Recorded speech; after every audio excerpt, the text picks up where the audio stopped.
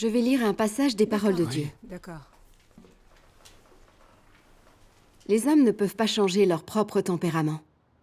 Ils doivent subir le jugement, le châtiment, la souffrance et l'épurement des paroles de Dieu, ou être traités, disciplinés et émondés par ces paroles.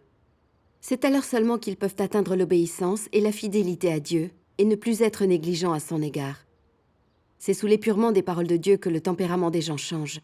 C'est seulement par l'exposition, le jugement, la discipline et le traitement de ces paroles qu'ils n'oseront plus agir imprudemment, mais à la place deviendront calmes et posés. Le point le plus important, c'est qu'ils sont capables de se soumettre aux paroles actuelles de Dieu et à son œuvre. Et même si ce n'est pas conforme aux notions humaines, ils peuvent mettre ces dernières de côté et se soumettre délibérément. Amen. Amen. Les paroles de Dieu sont si pratiques. En effet. Sans leur jugement et leur châtiment, leur émondage et leur traitement, on ne pourrait pas modifier nos tempéraments sataniques ni vivre comme des humains. J'étais très arrogante. Au travail, je me sentais toujours meilleure que les autres travailleurs, alors je pensais qu'ils devaient m'écouter. Après avoir gagné la foi, j'ai souvent révélé ce tempérament arrogant. Je voulais toujours avoir le dernier mot, et je rabaissais les autres en leur parlant avec condescendance. C'était étouffant et douloureux pour mes frères et sœurs. C'est grâce au jugement, au châtiment, à l'émondage et au traitement de Dieu que j'ai un peu compris ma nature arrogante et pu me repentir et me détester. Plus tard, j'ai commencé à être plus modeste dans mes interactions et dans la gestion de nos devoirs. J'ai appris à chercher consciemment la vérité et à accepter les suggestions. Ainsi, j'ai un peu vécu comme un être humain. Grâce soit rendue à Dieu. Je me souviens qu'on m'a choisie comme dirigeante de l'Église en 2015. À l'époque, ça m'a comblée de joie. Je me suis dit, si tant de gens ont voté pour moi, c'est que je dois être la meilleure. Je vais devoir travailler dur pour bien remplir ce devoir, pour que les frères et sœurs voient qu'ils ne se sont pas trompés dans leur choix. Après ça, je me suis démenée. Quand je voyais qu'un frère ou une sœur avait un problème, je cherchais des passages des paroles de Dieu pertinents pour les aider à le résoudre. Le temps passant, la vie de notre Église s'est développée. Il y avait beaucoup à faire, mais je gérais tout méticuleusement et soigneusement. Quand j'ai vu que la vie dans notre Église était meilleure que d'autres, ça m'a fait énormément plaisir. Plus tard, quand les dirigeants ont vu que notre Église se portait bien, ils ont même été dire à d'autres églises de nous imiter. En plus, l'Église voulait me faire participer à un travail important. Je me suis dit, même les dirigeants ont une haute opinion de mes capacités. On dirait bien que je suis d'un bon calibre, meilleure que la plupart. Et rapidement, je suis devenue imbue de moi-même. Je croyais pouvoir tout faire et tout comprendre. Je ne prêtais presque aucune attention à ce que mes collaborateurs suggéraient. Je me sentais nettement supérieure à eux et je leur donnais des ordres constamment. Quand ils ne faisaient pas ce que je voulais, je ne pouvais pas m'empêcher de les critiquer et de les sermonner. Un jour, une collaboratrice devait répondre à une question.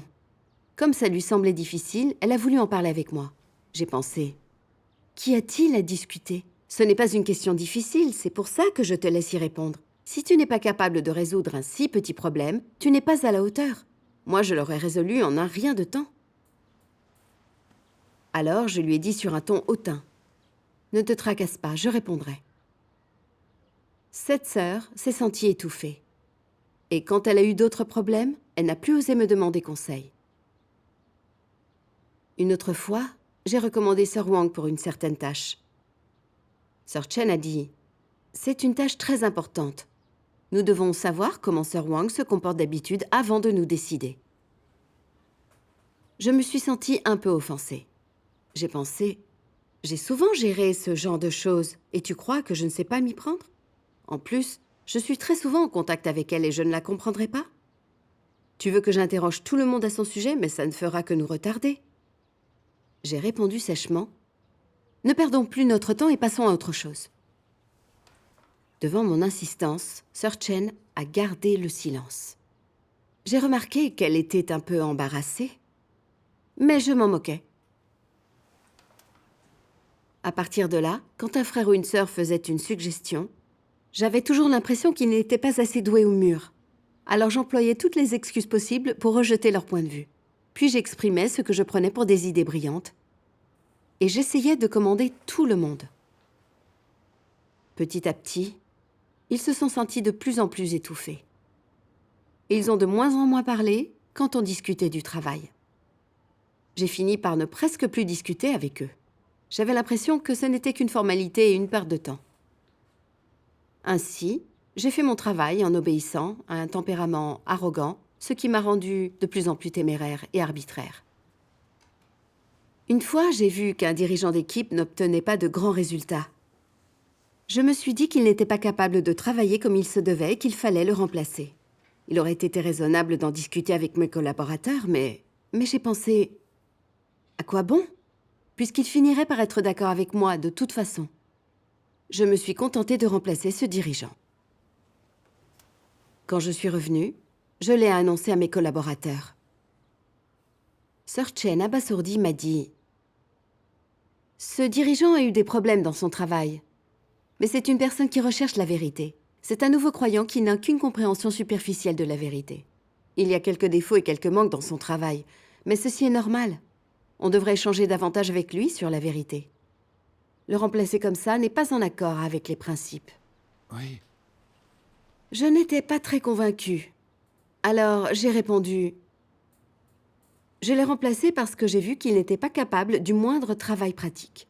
J'ai déjà géré des problèmes similaires. Penses-tu que je ne suis pas assez lucide?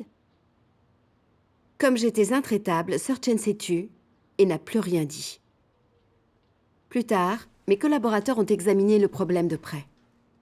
Ils ont estimé que je n'avais pas respecté le principe et rendu son poste au dirigeant. Le travail de l'équipe a été perturbé par tous ces changements successifs. Et je n'étais pas très fière de moi. J'ai vu que j'étais arrogante et que je n'avais pas respecté le principe. Mais je n'ai pas cherché la vérité, ni même réfléchi sur moi-même. Un mois plus tard, l'Église a eu un travail important et une personne qualifiée de notre groupe serait choisie pour le mener à bien. J'étais enchantée à ce moment-là.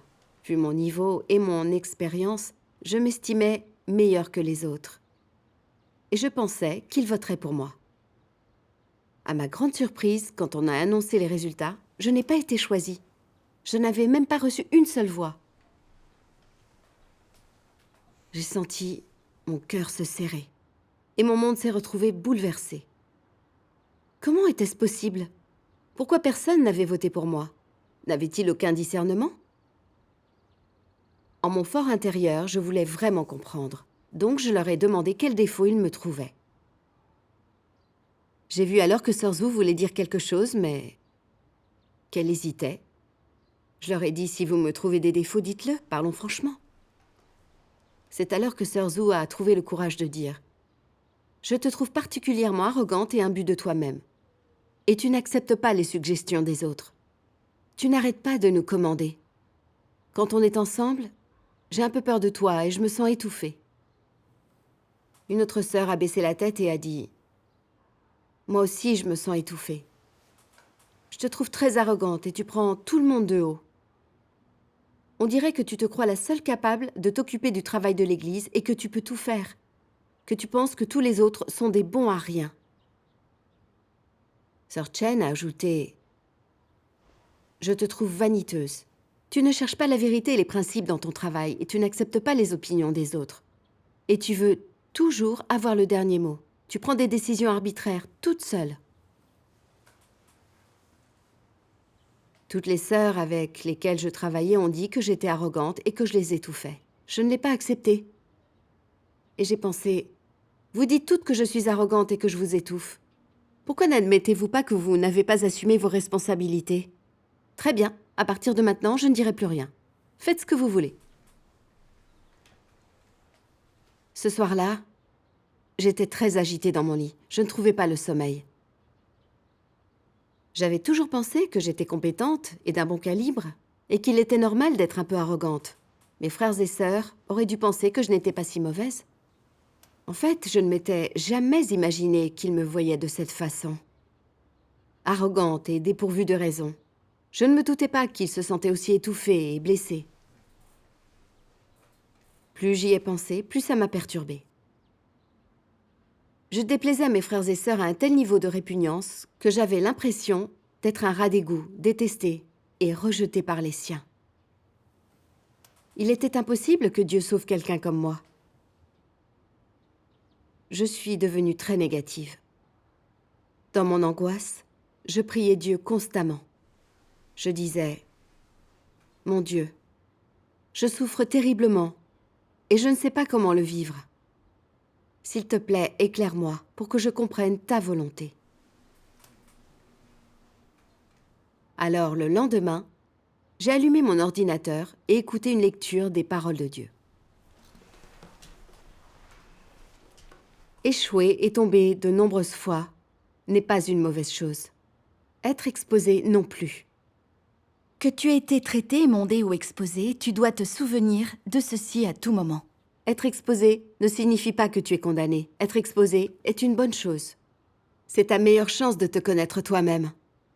Ton expérience de vie peut en acquérir un changement de vitesse. Autrement, tu n'auras ni l'occasion, ni la condition, ni le contexte pour comprendre la vérité de ta corruption. Si tu parviens à connaître tout ce qu'il y a en toi, tous les aspects de ce qui est difficile à reconnaître et à dénicher au plus profond de toi, c'est une bonne chose. Devenir capable de vraiment te connaître toi-même est ta meilleure chance de corriger ton attitude et de devenir une nouvelle personne. C'est la meilleure occasion pour toi d'obtenir une nouvelle vie. Une fois que tu te connaîtras vraiment, tu pourras voir que c'est une chose précieuse que la vérité devienne ta vie. Et tu auras soif de la vérité et entreras dans la réalité. C'est si extraordinaire. Si tu peux saisir cette occasion, Réfléchis sérieusement sur toi-même et acquéris une véritable connaissance de toi-même chaque fois que tu échoues ou tombes. alors au milieu de la négativité et de la faiblesse, tu pourras te relever. Une fois ce seuil franchi, tu pourras faire un grand pas en avant et entrer dans la réalité-vérité. Amen.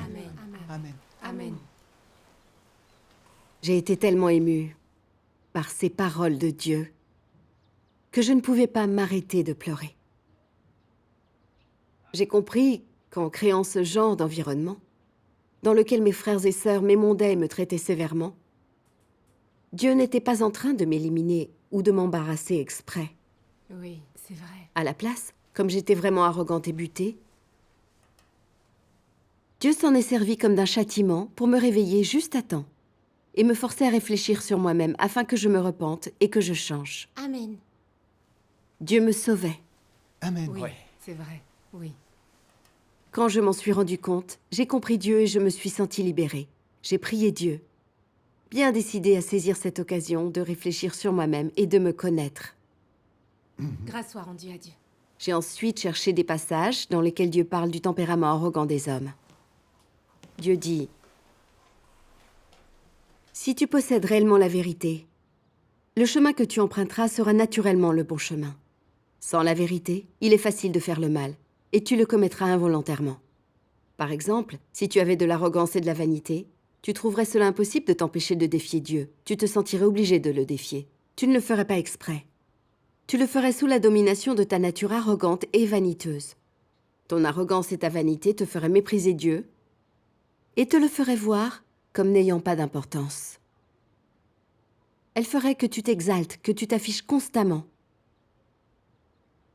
Et enfin, pour finir, que tu t'assoies à la place de Dieu et te rendes témoignage à toi-même. En fin de compte, tu transformerais tes propres idées, ta propre pensée et tes propres notions en vérité à adorer. Vois combien de mal est perpétré par les hommes sous la domination de leur nature arrogante et vaniteuse. L'arrogance est la source du tempérament corrompu de l'homme. Plus les gens sont arrogants, plus ils sont susceptibles de résister à Dieu. En quoi ce problème est-il grave ? Non seulement les gens dotés d'un tempérament arrogant considèrent tous les autres comme inférieurs à eux, mais, pire que tout, ils sont même condescendants à l'égard de Dieu. Même si, extérieurement, certains peuvent donner l'impression de croire en Dieu et de le suivre, ils ne le traitent pas du tout comme Dieu. Ils ont toujours le sentiment de détenir la vérité et se tiennent en haute estime. Voilà l'essence et la source du tempérament arrogant, et il provient de Satan. Par conséquent, le problème de l'arrogance doit être résolu. Avoir l'impression d'être meilleur que d'autres, voilà un sujet insignifiant. Le problème crucial, c'est que le tempérament arrogant chez quelqu'un empêche de se soumettre à Dieu, à sa règle et à ses arrangements. Un tel individu se sent enclin à rivaliser avec Dieu au sujet du pouvoir sur les autres. Ce genre de personne ne vénère pas Dieu le moins du monde. Sans parler d'aimer Dieu ou de se soumettre à lui. Amen. Amen. En lisant ces paroles de Dieu, j'étais bouleversée, je me suis sentie très mal à l'aise. Et j'ai pris peur. J'ai compris que j'obéissais à mon tempérament arrogant, que j'étouffais les gens et étais incapable d'interagir convenablement avec eux. Mais surtout, qu'il n'y avait pas de place pour Dieu dans mon cœur, et que je ne le vénérais pas. J'avais tendance à faire du mal et à lui résister. Oui. J'ai réalisé que depuis que j'étais dirigeante, je pensais être à la hauteur, je croyais être capable de faire beaucoup de choses, et j'avais une haute opinion de moi-même. Quand je travaillais avec les autres, je me croyais supérieure à eux, je leur donnais des ordres et je les étouffais. Quand mes collaborateurs faisaient une suggestion, je ne cherchais jamais les principes de la vérité. Je pensais juste que mon expérience et mon discernement me permettraient de les convaincre de faire ce que je disais.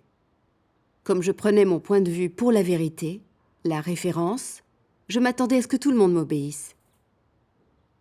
Le plus effrayant, c'était le fait que j'avais tellement étouffé mes collègues qu'ils n'osaient pas exprimer leur opinion.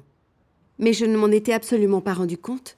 J'étais convaincue qu'ils me soutenaient tous. J'avais une si haute opinion de moi-même et de mes capacités. Je me plaçais tellement au-dessus des autres sans en être consciente que j'étais allée jusqu'à remplacer un dirigeant sans consulter mes collaborateurs. Quand ma sœur en a parlé, j'ai exprimé mon désaccord et protesté. J'ai compris que j'avais été très arrogante. Je n'avais pas la moindre soumission pour Dieu. Et je ne m'étais pas demandé si c'était bénéfique au travail de la maison de Dieu. Mon tempérament arrogant m'avait fait agir unilatéralement et arbitrairement, en perturbant le travail de la maison de Dieu et en blessant profondément mes frères et sœurs. En quoi était-ce accomplir mon devoir? En y repensant, je vois que je me croyais responsable dans mon travail, mais je n'étais qu'une dictatrice arrogante qui satisfaisait sa soif insatiable de pouvoir. Je faisais le mal et je résistais à Dieu. Plus tard, je me suis demandé encore et encore comment j'avais pu être assez arrogante pour m'engager sur la voie du mal et résister à Dieu. En réfléchissant sur moi-même, j'ai réalisé que j'étais dominée par des poisons sataniques comme « Je suis mon propre Seigneur à travers le ciel et la terre » et se distinguer des autres et honorer ses ancêtres. Au point que j'aimais dominer les autres depuis que j'étais petite. Dans tout ce que j'avais fait, j'avais tout fait pour que les autres m'écoutent, pour être le centre de l'attention. Je croyais que c'était la seule manière de montrer ce que je valais et que c'était la seule manière significative de vivre.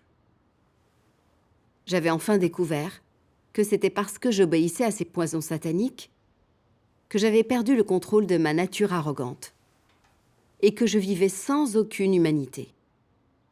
Non seulement j'avais étouffé et blessé des gens, mais en fait, j'avais aussi perturbé le travail de l'Église. Alors seulement j'ai compris que je suis mon propre Seigneur à travers le ciel et la terre, et se distinguer des autres et honorer ses ancêtres. Ces poisons de Satan sont des erreurs. Ils sont absurdes et mauvais. Ils ne peuvent que blesser et corrompre les gens. Oui. J'avais toujours pensé qu'être supérieur et au centre de tous et de tout était effectivement très appréciable. Je voyais enfin clairement qu'obéir à ces poisons sataniques était vivre comme un fantôme. Personne ne voulait s'approcher de moi. J'agaçais les gens et Dieu me méprisait encore plus. C'étaient les fruits amers de l'obéissance au poison de Satan. J'ai d'abord pensé à la manière dont l'archange avait été très arrogant, et dans le but d'égaler Dieu, il avait essayé de gagner le contrôle sur tout. Il a fini par offenser le tempérament de Dieu, être maudit et déchu. En étouffant mes frères et sœurs d'une manière si arrogante, en pensant qu'ils devaient toujours m'écouter, mon tempérament n'était-il pas exactement le même que l'archange? En réalisant cela, j'ai enfin compris qu'il était terrifiant d'avoir un tempérament arrogant comme le mien. Si Dieu n'avait pas créé cet environnement, je travaillerais encore en étant gouvernée par mon arrogance. Et je ne sais pas combien de péchés j'aurais commis, avant d'offenser le tempérament de Dieu et d'être punie. Quand j'ai enfin compris cela, j'ai prié Dieu. Mon Dieu, je ne veux plus obéir à mon tempérament arrogant et te résister. Je veux chercher la vérité pour résoudre mon arrogance et me repentir sincèrement. Amen. J'ai lu un passage des paroles de Dieu qui dit « Une nature arrogante te rend indiscipliné. » Quand les gens ont ce tempérament indiscipliné, ne sont-ils pas enclins à être arbitraires et irréfléchis? Comment alors te débarrasses-tu de ton entêtement? Quand tu as une idée, tu l'exprimes et tu dis ce que tu penses et crois à ce sujet. Et puis alors, tu en parles à tout le monde. D'abord, tu peux éclairer ton point de vue et chercher la vérité. C'est la première étape à mettre en pratique pour surmonter ce tempérament d'entêtement. La deuxième étape survient quand d'autres personnes expriment des opinions divergentes. Quelle pratique peux-tu mettre en place pour éviter d'être entêté? Tu dois d'abord avoir une attitude d'humilité, mettre de côté ce que tu crois être juste et laisser tout le monde échanger.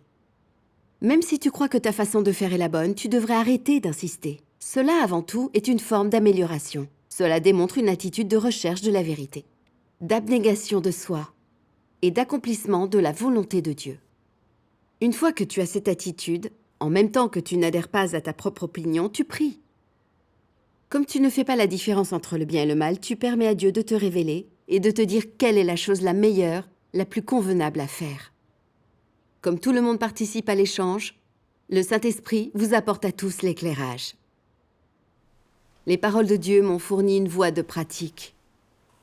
Quelle que soit la situation dans laquelle je me trouve, je devrais vénérer Dieu et me soumettre à lui. Je devrais d'abord prier et chercher la vérité, puis présenter mes idées à mes frères et sœurs, afin que l'on puisse chercher et échanger tous ensemble. Même si je pense avoir raison, je devrais consciemment me répudier et renoncer à moi-même. Mieux écouter les opinions de mes frères et sœurs et me demander ce qui s'accorde le mieux avec la vérité et sert le plus le travail de l'Église. Ensuite, dans une réunion, je me suis ouverte à mes frères et sœurs et leur ai révélé ma corruption. Et leur ai demandé pardon pour le mal et la sensation d'étouffement que je leur avais causé. Ils n'en ont pas fait un drame. Ils se sont ouverts et ont échangé avec moi. Et je me suis sentie libérée d'un grand poids. Après ça, dans les discussions de travail, j'incitais ardemment les autres à exprimer leur point de vue. Quand il y avait plusieurs suggestions, nous échangions jusqu'à parvenir à un accord. Mes frères et sœurs se sont sentis de moins en moins étouffés. Et l'ambiance de notre coopération est devenue beaucoup plus harmonieuse. Un jour, j'ai parlé à une sœur avec laquelle je faisais équipe.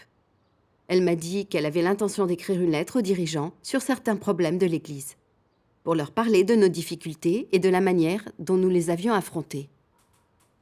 C'est alors que mon tempérament arrogant s'est à nouveau réveillé. J'ai pensé, il suffit d'en parler en réunion. Il n'est pas nécessaire d'écrire une lettre. Alors que j'allais la prendre de haut, je me suis souvenu de l'étendue de mon arrogance dans le passé, que je voulais toujours que les autres m'écoutent, que mes frères et sœurs se sentaient étouffés, et que je n'avais aucune ressemblance humaine. Alors j'ai prié Dieu silencieusement et renoncé à moi-même. Je ne voulais plus obéir à mon tempérament arrogant, je devais pratiquer la vérité. Amen. Après ça, j'ai compris qu'il était bon que cette sœur ait pris la responsabilité de parler de notre travail aux dirigeants. Je ne devais pas la dissuader, mais je devais l'aider à écrire la lettre. Quand j'ai compris ça, mon ton s'est en effet adouci. J'ai pu discuter patiemment avec elle de nos problèmes et écouter davantage son point de vue. Parfois, je la trouvais un peu à côté de la plaque, mais je me suis interdit de la juger.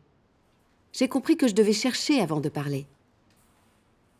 Alors je me suis rendu compte qu'elle avait soulevé certains problèmes auxquels je n'avais jamais pensé. J'avais un petit peu honte à ce moment-là. J'ai compris qu'en étant extrêmement arrogante, en étouffant mes frères et sœurs, je les avais empêchés de participer à l'accomplissement de leurs devoirs. En fait, ils avaient tous des points forts. S'ils n'avaient pas travaillé avec moi, je n'aurais pas pu accomplir nos devoirs toute seule. Absolument. Oui. Alors, nous avons dressé ensemble une liste des problèmes.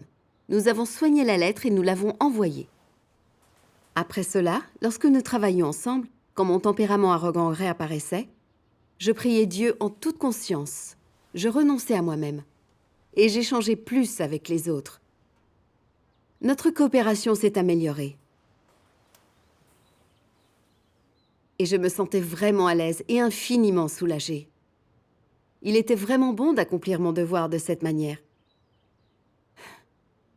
Le fait qu'une personne arrogante comme moi puisse changer un petit peu est effectivement le fruit du jugement et du châtiment des paroles de Dieu. Dieu soit loué. Grâce à Dieu. Grâce soit rendue à Dieu. Amen. Grâce soit rendue à Dieu.